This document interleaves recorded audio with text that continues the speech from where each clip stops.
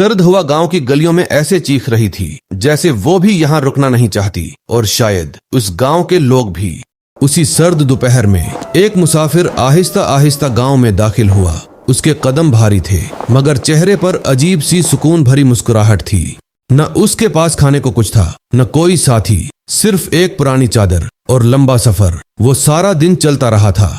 اس نے ہمت کی اور پہلی دستک دی۔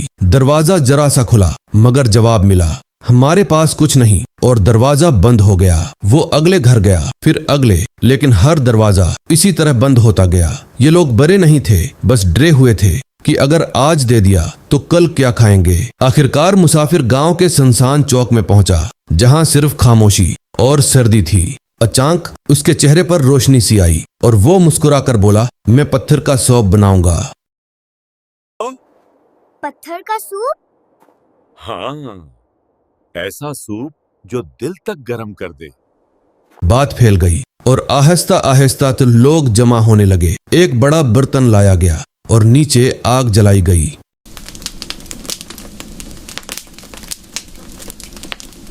پانی ڈالا گیا اور بھاپ اٹھنے لگی۔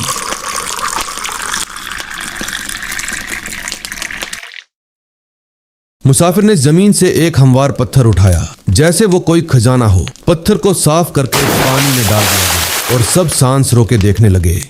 مسافر نے چکھا اور بولا، اگر تھوڑا سا نمک ہو جائے۔ ایک عورت ہچکچاتے ہوئے نمک لے آئی اور یوں کہانی بدلنے لگی۔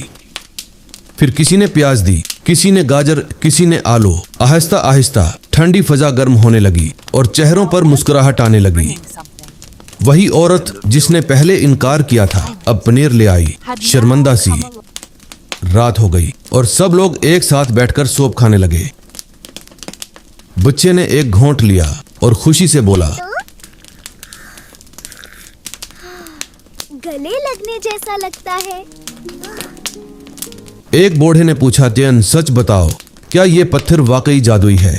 مسافر نے پتھر نکالا اور مسکرا کر بولا، ہاں، اس نے ہمیں شروع کرنے میں مدد دی۔ اور پھر سب ہنس پڑے کیونکہ وہ سمجھ گئے تھے اصل جادو پتھر میں نہیں تھا بلکہ ان سب کے مل کر دینے میں تھا۔ اگلی صبح مسافر چلا گیا مگر اس دن کے بعد اس گاؤں میں دروازے کبھی پوری طرح بند نہیں ہوئے، کیونکہ انہوں نے سیکھ لیا تھا کہ کبھی کبھی بس تھوڑا سا دینا ہی سب کچھ بدل دیتا ہے۔